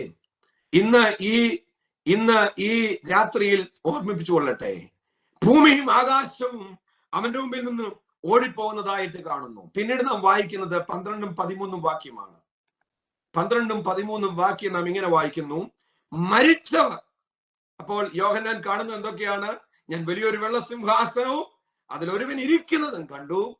ആകാശവും ഭൂമിയും അവന്റെ മുമ്പിൽ നിന്ന് ഓടിപ്പോയി. പിന്നെ യോഹന്നാൻ കാണുന്നത് എന്താണെന്നറിയാമോ? മരിച്ചവർ ആബാലവൃദ്ധം അവന്റെ മുമ്പാകെ നിന്നു. 13-ാമത്തെ വാക്യം, 12-ാമത്തെ വാക്യം കഴിഞ്ഞ് 2-3 പോയിന്റുകൾ ഉണ്ട്, അത് ഞാൻ പിന്നീട് പറയാം. എന്നാൽ ഇതിനോടുള്ള ബന്ധത്തിൽ 13-ാമത്തെ വാക്യം കൂടെ എടുത്തു പറയേണ്ടതായിട്ടുണ്ട്. മരിച്ചവർ ആബാലവൃദ്ധം അവന്റെ മുമ്പാകെ നിന്നു. വേഴ്സ് 13, സമുദ്രം തങ്ങളിലുള്ള മരിച്ചവരെ ഏൽപ്പിച്ചു, മരണവും പാതാളവും തങ്ങളിലുള്ള മരിച്ചവരെ ഏൽപ്പിച്ചു. ചില ആഴ്ചകൾക്ക് മുമ്പ് വേർ ആർ ദ ഡെഡ്, അല്ലെങ്കിൽ മരിച്ചവർ എവിടെ എന്നുള്ള ഒരു സബ്ജക്ട് ഞാൻ പ്രസംഗിച്ചു. അതിൽ പുനരുത്ഥാനത്തെ പറ്റി വളരെ ആധികാരികമായി പറയുവാൻ കൃപയാൽ സാധിച്ചു. ആ പുനരുത്ഥാനത്തെ പറ്റി പറഞ്ഞപ്പോൾ അതിൽ ഓർക്കുന്നവർ ഒരു പക്ഷെങ്കിൽ ഉണ്ടാകും ഈ പ്ലാറ്റ്ഫോമിൽ. അവിടെ പറഞ്ഞു 2 പ്രധാനപ്പെട്ട പുനരുത്ഥാനത്തെ പറ്റിയാണ് പറഞ്ഞത്. അവിടെ കാണുന്ന 2 പുനരുത്ഥാനം എന്ന് പറയുന്നത് ദാനിയേൽ പ്രവാചകന്റെ പുസ്തകത്തിലും നമ്മുടെ വാഴ്ത്തപ്പെട്ട കർത്താവ് പറയുന്ന പ്രവചനത്തിലും 2 പ്രധാനപ്പെട്ട പുനരുത്ഥാനത്തെ പറ്റി കണ്ടു. എന്നാൽ മറ്റ് പലവിധമായ പുനരുത്ഥാനങ്ങളെ പറ്റി തിരുവചനം പഠിപ്പിക്കുന്നതിനെ പറ്റി നമ്മൾ ഒന്ന് ചിന്തിച്ചു. വെളിപ്പാട് പുസ്തകം പറയുന്ന, അല്ലെങ്കിൽ ദാനിയേൽ പ്രവാചകനും കർത്താവായ യേശു ക്രിസ്തുവും പ്രസംഗിച്ച പുനരുത്ഥാനങ്ങളിൽ 2-ാമത്തെ പുനരുത്ഥാനം, അല്ലെങ്കിൽ പിന്നീടുള്ള പുനരുത്ഥാനം, ആദ്യത്തെ പുനരുത്ഥാനം കഴിഞ്ഞതിന് ശേഷമുള്ള പുനരുത്ഥാനം എന്ന് പറയുന്നത് പാപികളുടെ പുനരുത്ഥാനമായിരുന്നു. അതിനെ ദാനിയേൽ പ്രവാചകന്റെ പുസ്തകം 12-ാം അധ്യായം 2-ാമത്തെ വാക്യം ഞാൻ ഒന്നുകൂടെ വായിക്കുവാൻ ആഗ്രഹിക്കുന്നു. നിലത്തിലെ പൊടിയിൽ നിദ്ര കൊള്ളുന്നവരിൽ പലരും ചിലർ നിത്യജീവനായും ചിലർ നിത്യ ലജ്ജയ്ക്കും നിത്യ നിന്ദയ്ക്കുമായി എഴുന്നേൽക്കും. അപ്പോൾ റാപ്ചറിന്റെ സമയത്ത് ഒരു പുനരുത്ഥാനം കഴിഞ്ഞു. പിന്നീട് ദാനിയേൽ പറയുന്നത് പിന്നീട് നിത്യ ലജ്ജയ്ക്കായിട്ട് കുറെ പേര് എഴുന്നേൽക്കും. അതാണ് ഈ വെളിപ്പാട് പുസ്തകം 20-ാം അധ്യായം 12-ഉം 13-ഉം വാക്യങ്ങളിൽ വായിക്കുന്നത്. പ്രത്യേകിച്ച് 13-ാമത്തെ വാക്യം, ഒരു പുനരുത്ഥാനം നടക്കുകയാണ്. കർത്താവ് യേശു ക്രിസ്തു അതിനെ പറ്റി പറഞ്ഞിരിക്കുന്നത് ഇങ്ങനെയാണ്. യോഹന്നാന്റെ സുവിശേഷം 5-ാം അധ്യായം 28-29 വാക്യങ്ങളിൽ, കല്ലറകളിൽ ഉള്ളവരെല്ലാവരും അവന്റെ ശബ്ദം കേട്ടു. നന്മ ചെയ്തവർ ജീവനായും തിന്മ ചെയ്തവർ ന്യായവിധിക്കായും പുനരുദ്ധാനം ചെയ്യുവാനുള്ള സമയം വന്നിരിക്കുന്നു. അപ്പോൾ ദാനിയേലും കർത്താവും പറഞ്ഞിരിക്കുന്ന പ്രധാനപ്പെട്ട കാര്യം ദുഷ്ടന്മാരുടെ പുനരുത്ഥാനം ഉണ്ടാകുമെന്നാണ്. അങ്ങനെ വെച്ച് നോക്കുമ്പോൾ വെളിപ്പാട് പുസ്തകം 20-ാം അധ്യായം 13-ാമത്തെ വാക്യത്തിൽ നാം വായിക്കുന്ന പുനരുത്ഥാനം എന്ന് പറയുന്നത് ദുഷ്ടന്മാരുടെ പുനരുത്ഥാനം. അത് ഇങ്ങനെയാ വായിക്കുന്ന: സമുദ്രം തങ്ങളിലുള്ളവരെയും പാതാളം തങ്ങളിലുള്ളവരെയും മരണവും പാതാളവും തങ്ങളിലുള്ളവരെ ഏൽപ്പിച്ചു എന്നാണ് വായിക്കുന്നത്. എന്നാൽ വെളിപ്പാട് പുസ്തകത്തിലേക്ക് വരുമ്പോൾ 4 പ്രധാനപ്പെട്ട പുനരുത്ഥാനങ്ങളെ പറ്റി, റിസറക്ഷനെ പറ്റിയാണ് തിരുവചനം ഓൾട്ടുഗദർ പഠിപ്പിക്കുന്നതെന്ന് വായിക്കുവാനായിട്ട് സാധിക്കും. അത് നിങ്ങളുടെ അറിവിന് വേണ്ടി ഞാൻ ഓടിച്ചെന്ന് പറയാൻ ആഗ്രഹിക്കുന്നു. ഇതിനകത്ത് ഒരു ചെറിയ പോയിന്റ് കൺഫ്യൂഷൻ ഉണ്ടാകും, അതിലൂടെ തീർത്തിട്ട് ഞാൻ പോകാൻ ആഗ്രഹിക്കുക. ഞാൻ പറയുവാൻ ആഗ്രഹിക്കുന്നു, 4 പുനരുത്ഥാനങ്ങൾ. ഒന്ന്, ക്രിസ്തു ഉയർത്തെഴുന്നേറ്റപ്പോൾ വിശുദ്ധന്മാരുടെ ശരീരം പലതും ഉയർത്തെഴുന്നേറ്റുവെന്ന് സുവിശേഷത്തിൽ നാം വായിക്കുന്നുണ്ട്. അത് നമ്മൾ നേരത്തെ ചിന്തിച്ചതാണ്. ഒന്നുകൂടെ ഞാൻ ആവർത്തിച്ച് പറയാൻ സമയത്തിന്റെ കുറവുണ്ട്, സമയം കഴിയുന്നില്ലെങ്കിലും വാക്യം ഞാൻ പറഞ്ഞു പോവുകയാണ്. മത്തായിയുടെ സുവിശേഷം 27-ാം അധ്യായം 52-53 വാക്യങ്ങൾ ഇങ്ങനെ നാം വായിക്കുന്നുണ്ട്. യേശു ക്രിസ്തുവിന്റെ കാൽവറിയിൽ താൻ മരിച്ചപ്പോൾ ഭൂമി കുലുങ്ങി, വിശുദ്ധന്മാരുടെ കല്ലറകൾ കുലുങ്ങി, വിശുദ്ധന്മാർ കല്ലറകളിൽ നിന്നും എഴുന്നേറ്റു. അങ്ങനെയാണ് വായിക്കുന്നത്. എന്നിട്ട് അവൻ പുനരുത്ഥാനം ചെയ്തതിനു ശേഷം അവരും കല്ലറകളെ വിട്ടു എന്നാ വായിക്കുന്നത്. അതിന്റെ അർത്ഥം കർത്താവായ യേശു ക്രിസ്തുവിന്റെ മരണത്തോടും പുനരുത്ഥാനത്തോടും കൂടെ കുറെ വിശുദ്ധന്മാർ പുനരുത്ഥാനം പ്രാപിച്ചു. അതാണ് ആദ്യത്തെ പുനരുത്ഥാനം എന്ന് പറയുന്നത്. ഒന്നാമത്തെ പുനരുത്ഥാനം എന്നല്ല പറയുന്നത്, ആദ്യം പറയുന്ന പുനരുത്ഥാനം അതാണ്. എന്നാൽ രണ്ടാമത്തെ പുനരുത്ഥാനം റാപ്ചറിന്റെ സമയത്ത് നടക്കുന്നതാണ്. തെസ്സലോനിക്കെതിരെ 1-ാം ലേഖനം 4-ാം അധ്യായം 13-ാമത്തെ വാക്യത്തിൽ പൗലോസ് അപ്പോസ്തലൻ പറയുന്നത് പോലെ, ക്രിസ്തുവിൽ മരിച്ചവർ മുമ്പേ ഉയർത്തെഴുന്നേൽക്കുകയും പിന്നെ ജീവനോടെ ശേഷിക്കുന്ന നാം എല്ലാവരും അവനെ എതിരേൽക്കുവാൻ. അവിടെയാണ് നാം വായിക്കുന്ന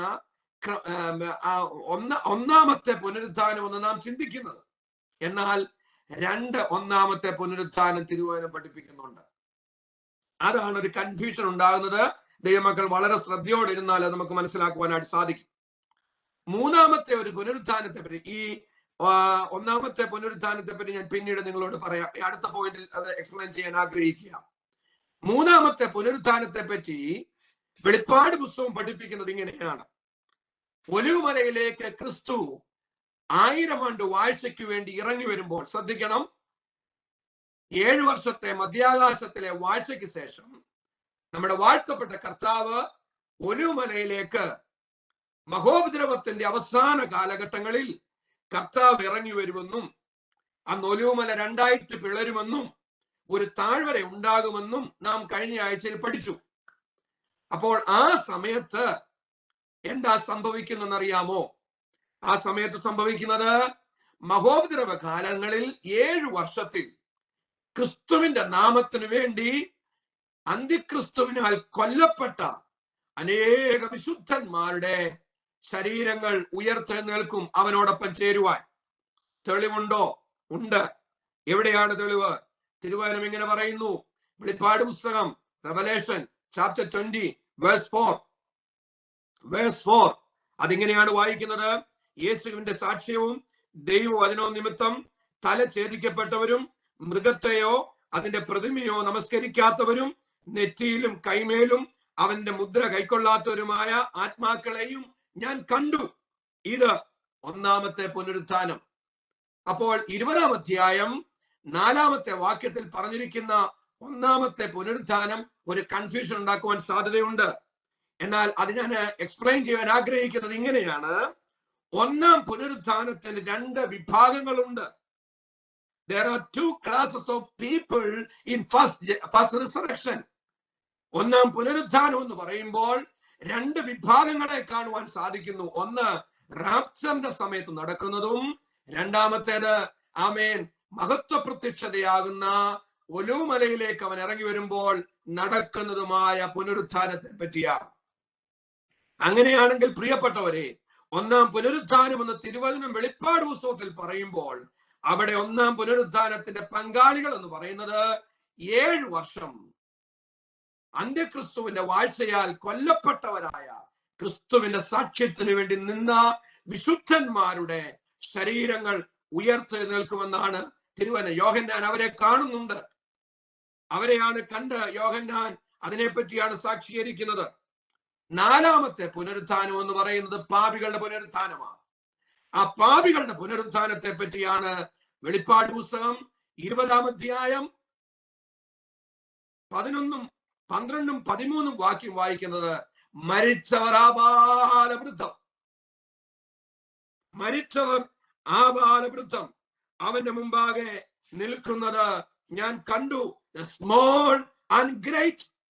മരിച്ചവർ ആബാലവൃദ്ധം, അധികാരിയും പാവപ്പെട്ടവനും സിംഹാസനത്തിൽ ഇരുന്നവനും രാജാവും പടയാളിയും പ്രഭുക്കന്മാരും ക്രിസ്തുവിനെ അംഗീകരിക്കാത്ത, ക്രിസ്തുവിലൂടെ പാപക്ഷമ പ്രാപിക്കാത്ത ഏവരും അവിടെ ആ സിംഹാസനത്തിന് മുമ്പിൽ നിൽക്കുന്നു.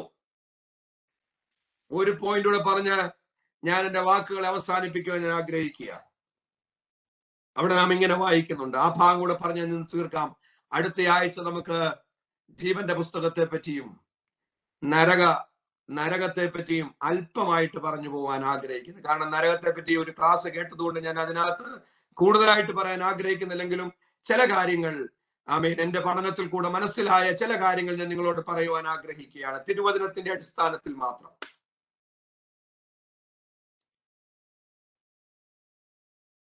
പതിമൂന്നാമത്തെ വാക്യം ഇങ്ങനെ വായിക്കുന്നു. സമുദ്രം തങ്ങളിലുള്ള മരിച്ചവരെ ഏൽപ്പിച്ചു, മരണവും പാതാളവും തങ്ങളിലുള്ള മരിച്ചവരെ ഏൽപ്പിച്ചു. ഈ മരണവും പാതാളവും നമ്മൾ പഠിക്കാൻ പോയി.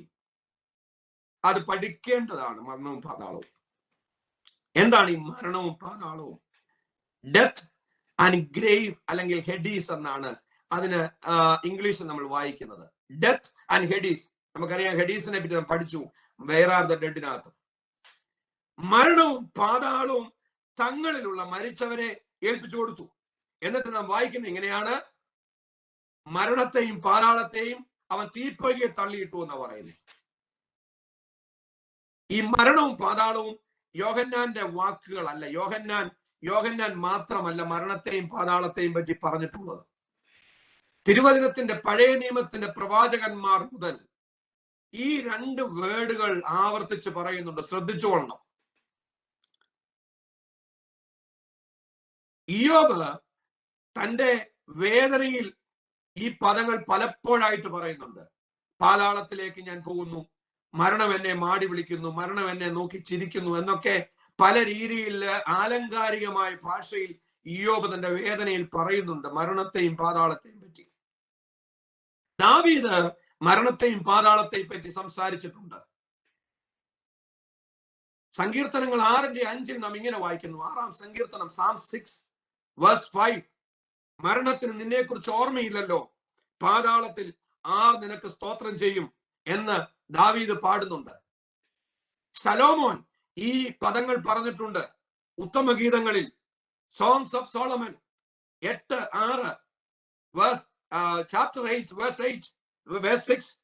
പ്രേമം മരണം പോലെ ബലമുള്ളതും അഗ്നിവ്രത സംഘ പാതാളം പോലെ കടുപ്പമുള്ളതാണ്. അവിടെയും മരണവും പാതാളവും ഉണ്ട്. യെശയ്യാവ് ഈ മരണത്തെയും പാതാളത്തെയും പറ്റി പറഞ്ഞിട്ടുണ്ട്. യെശയ്യാവിന്റെ വാക്ക് അല്ലത്. ഹിസ്കിയാവ് എന്ന രാജാവ് തനിക്ക് രോഗം സൗഖ്യം കിട്ടിയപ്പോൾ ദൈവത്തിന് പാടി സ്തുതിച്ചുകൊണ്ട് പറയുന്ന വാക്കിൽ പെടുന്നതാണ്. അതിങ്ങനെയാണ് ഹിസ്കിയാവ് പറയുന്നത്. യെശയ്യാവ് നോട്ട് ചെയ്തേക്കുന്നത് എന്താണെന്നറിയാമോ? പാതാളം നിന്നെ സ്തുതിക്കുന്നില്ല, മരണം നിന്നെ വാഴ്ത്തുന്നില്ല. ഹോശയ്യയുടെ പുസ്തകത്തിൽ, ഹോശയ്യയുടെ പ്രവചനത്തിൽ ഹോശയ്യ പറഞ്ഞിട്ടുണ്ട് ഇത്. 13-ാം അധ്യായം 14-ാമത്തെ വാക്യം, ചാപ്റ്റർ 13 verse 14. ഞാൻ അവരെ പാതാളത്തിന്റെ അധീനതയിൽ നിന്ന് വീണ്ടെടുക്കും, മരണത്തിൽ നിന്നും ഞാൻ അവരെ വിടുവിക്കും. അവിടെയും പാതാളവും മരണത്തെയും പറ്റി പറയുന്നുണ്ട്. പൗലോസ് ഇത് കടം എടുത്തു പറഞ്ഞിട്ടുണ്ട് ഈ വാക്ക്. ഹേ മരണമേ, നിന്റെ ജയം എവിടെ? ഹേ മരണമേ, നിന്റെ വിഷമുള്ള എവിടെ? അവിടെയും പൗലോസും പറഞ്ഞിട്ട് മരണത്തെ പറ്റി, പാതാളത്തിന്റെ അധീനതയിൽ കിടക്കുന്ന മനുഷ്യന്റെ വിടുതലിനെ പറ്റി പൗലോസും പറഞ്ഞിട്ടുണ്ട്. എന്നെ കേൾക്കുന്ന പ്രിയപ്പെട്ടവരെ, ദൈവം മരണത്തെയും പാതാളത്തെയും വെറുക്കുന്നു. നമ്മൾ മരണത്തെ വെറുക്കുന്നവരാ. മരണം നമുക്ക് ഇഷ്ടമല്ല. കാരണം പല കാരണങ്ങൾ അതിന്റെ പുറകിലുണ്ട്. അത് നമ്മുടെ പ്രിയപ്പെട്ടവരെ നമ്മിൽ നിന്നും തട്ടിയെടുക്കുന്നതാണ്. നമ്മെ പല രീതിയിലും ഭയപ്പെടുത്തുന്നുണ്ട് മരണം. പ്രിയപ്പെട്ടവരെ, ദൈവം മരണത്തെ വെറുക്കുന്നു. നമ്മൾ ഇഷ്ടപ്പെടാത്തതുപോലെ ദൈവത്തിനും മരണം ഇഷ്ടമല്ല എന്നുള്ളതാണ്. അതുകൊണ്ടാണ് പ്രവാചകനിലൂടെ ചോദിക്കുന്നത്, ഒരു പാപിയുടെ മരണത്തിൽ എനിക്ക് ഇഷ്ടമുണ്ടോ? ഇല്ല. അവൻ നീതീകരിക്കപ്പെടണം എന്നാണ് ദൈവത്തിന്റെ ആഗ്രഹം. പ്രിയപ്പെട്ടവർ, എന്തുകൊണ്ടാണ് ദൈവം മരണത്തെ ഇഷ്ടപ്പെടാത്തത്, വെറുക്കണമെന്നറിയാമോ? എന്തുകൊണ്ടാണ്? 3 കാരണങ്ങൾ ഞാൻ പറഞ്ഞു പോകാൻ ആഗ്രഹിക്കുക. ഒന്ന്, മരണം പാപത്തിന്റെ കൂട്ടുകച്ചവടക്കാരനാണ്. അവനോട് ഒന്നിച്ച് സഞ്ചരിക്കുന്നതാണ് പാപവും മരണവും. അതായത് മരണം എവിടെയുണ്ടോ അതിന്റെ അർത്ഥം പാപം കൂടുണ്ടെന്നുള്ളതാണ്.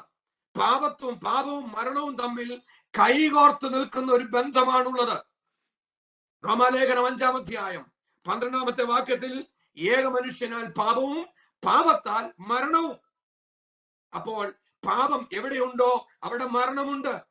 മരണം എന്ന് പറയുന്നത് പാപത്തിന്റെ കൂട്ടുകാരൻ തന്നെയാണ്. അതുകൊണ്ടാണ് ദൈവം മരണത്തെ ഇഷ്ടപ്പെടാത്തത്. രണ്ടാമതായിട്ട്, ഇത് ശത്രുവിന്റെ ഉപകരണമാണ്. ശത്രുവിന്റെ ഉപകരണമാണ്. നമുക്കറിയാം, മനുഷ്യനെ രോഗിയാക്കി ഈ ലോകത്ത് നിന്ന് മാറ്റപ്പെടുവാൻ, അല്ലെങ്കിൽ അവനെ ഭൂമിയിൽ നിന്നും ഇല്ലായ്മ ചെയ്യുവാൻ, അവനെ ഭയപ്പെടുത്തുവാൻ, അവനെ തകർത്ത് കളയുവാൻ മരണം ഒരു കാരണമാകുന്നു. മരണം മനുഷ്യന്റെ ശത്രു ആകുന്നത് പോലെ തന്നെ ദൈവത്തിന്റെ ശത്രു തന്നെയാണ്. ഇത് ശത്രുവിന്റെ ഒരു ടൂളാണ്, ഉപകരണമാണ്. മൂന്നാമതായി, ദൈവത്തിന്റെ പ്രവൃത്തിക്ക് കോട്ടം വരുത്തിയതാണ് മരണം.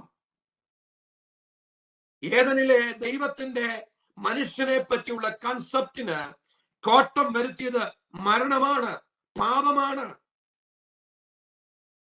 ഒരു ശില്പി ഒരിക്കലും തന്റെ ശില്പം തകർന്നു പോകാൻ ആഗ്രഹിക്കുന്നില്ല. എന്നാൽ ഏദനിൽ ആ ശില്പി വിഷമിച്ചു, ഭാരപ്പെട്ടു. കാരണം താൻ ഉണ്ടാക്കിയ ശില്പം തകർന്നു. പാപം ചെയ്തത് മൂലം ആ ദേഹം മരിച്ചു. ദൈവത്തിന്റെ അനാദി നിർണയപ്രകാരമുള്ള പ്ലാനും പദ്ധതിയും തകർത്തത് പാപവും മരണവുമായിരുന്നു. അതുകൊണ്ട് ദൈവം മരണത്തെയും പാതാളത്തെയും ന്യായം വിധിക്കുന്നുണ്ട്. അതാണ് നാം ഈ സിംഹാസനത്തിന് മുമ്പിൽ കാണുന്നത്. അപ്പോൾ ഒരു ചോദ്യം നമ്മുടെ മുമ്പിൽ വരും. മരണം കൊടുത്തത് ദൈവമല്ലേ? അതെ, ദൈവമാണ്. കാരണം നിർവാഹം മറ്റൊന്നുമില്ലായിരുന്നു. ആദമിനെ ശിക്ഷിക്കാതിരിക്കുവാൻ നിർവാഹം മറ്റൊന്നുമില്ലായിരുന്നു. കാരണം ദൈവത്തിന്റെ വിശുദ്ധി വെച്ച് നോക്കിയാൽ ദൈവത്തിന് അതേ ചെയ്യുവാൻ പറ്റുകയുള്ളൂ. തെറ്റ് ചെയ്യുന്ന കുഞ്ഞുങ്ങളെ നാം ശിക്ഷിക്കുന്നുവെങ്കിൽ കുഞ്ഞുങ്ങളോടുള്ള വാശി കൊണ്ടല്ല, ദേഷ്യ കൊണ്ടല്ല, മറിച്ച് ആ തെറ്റിനോടുള്ള നമ്മുടെ വിരോധമാണ്. അങ്ങനെയാണെങ്കിൽ പാപം ചെയ്ത ദേഹി മരിച്ചത് ദൈവം കൊടുത്ത കൽപ്പനയുടെ അടിസ്ഥാനത്തിലാണെങ്കിൽ ദൈവത്തിന് മറ്റൊരു പോംവഴിയില്ലായിരുന്നു. അതുകൊണ്ടാണ് കാൽവറിയിൽ ഒന്നാമത്തെ ന്യായവിധിക്ക് വേണ്ടി പുത്രൻ മരണം ഏറ്റെടുക്കുവാനും കാരണം. എന്നെ കേൾക്കുന്ന പ്രിയപ്പെട്ടവരെ, സമയം അതിക്രമിച്ചിരിക്കുന്നത് കൊണ്ട് ഞാൻ ഇവിടെ നിർത്തുവാൻ ആഗ്രഹിക്കുക. നാം ഇന്ന് പഠിച്ചത്, ഞാൻ വലിയൊരു വെള്ളസിംഹാസനം കണ്ടു, അതിൽ ഒരുവൻ ഇരിക്കുന്നത് കണ്ടു. മരിച്ചവർ ആ ബാലവൃദ്ധം അവന്റെ മുമ്പാകെ നിൽക്കുന്നത് നാം കണ്ടു. ഹല്ലേലൂയ. ആമേൻ. സമുദ്രം തങ്ങളിലുള്ള മരിച്ചവരെ ഏൽപ്പിച്ചു. പാതാളവും മരണവും തങ്ങളിലുള്ള മരിച്ചവരെ ഏൽപ്പിച്ചു. ലോകത്തിന്റെ എല്ലാ ശക്തികളും ഉടയവന്റെ മുമ്പാകെ കണക്ക് കൊടുക്കുവാൻ തയ്യാറായി നിൽക്കുകയാണ്. ഇന്ന് രാത്രിയിൽ ഓർപ്പിപ്പിച്ചു കൊള്ളട്ടെ, ഇന്ന് നമ്മുടെ മരണമോ അല്ലെങ്കിൽ കർത്താവിന്റെ വരവോ നടന്നാൽ, സുഹൃത്തെ, രക്ഷിക്കപ്പെട്ടുവെന്ന് ഉറപ്പില്ലാത്ത ആരെങ്കിലും എന്നെ കേൾക്കുന്നുവെങ്കിൽ, ക്രിസ്തുവിന്റെ ഒന്നാമത്തെ ക്രിസ്തുവിന്റെ കാൽവരി ന്യായവിധിയിൽ പങ്കാളികളല്ലാത്ത ആരെങ്കിലും, രക്ഷാനിർണയം പ്രാപിക്കാത്ത ആരെങ്കിലും ഇന്ന് രാത്രിയിൽ ഞങ്ങളെ ശ്രമിക്കുന്നുവെങ്കിൽ പറഞ്ഞുകൊള്ളട്ടെ, ഇതാണ് രക്ഷാ ദിവസം, ഇതാണ് ഇതാണ് സുപ്രസാദ കാലം, ഇതാണ് രക്ഷാ ദിവസം, ഇതാണ് യേശുവിനെ അറിയുവാനുള്ള സമയം. പാപങ്ങൾ ഏറ്റുപറഞ്ഞ് വിശുദ്ധീകരണം പ്രാപിച്ച് ആ വെള്ളസിംഹാസനത്തിൽ നിന്നും ഒഴിവുള്ളവരായിരിക്കുവാൻ യേശു ഇന്ന് രാത്രിയിൽ നമ്മെ വിളിക്കുകയാണ്. നമ്മുടെ കണ്ണുകളെ അടയ്ക്കാം, പ്രാർത്ഥിക്കാം. ഹല്ലേലൂയ.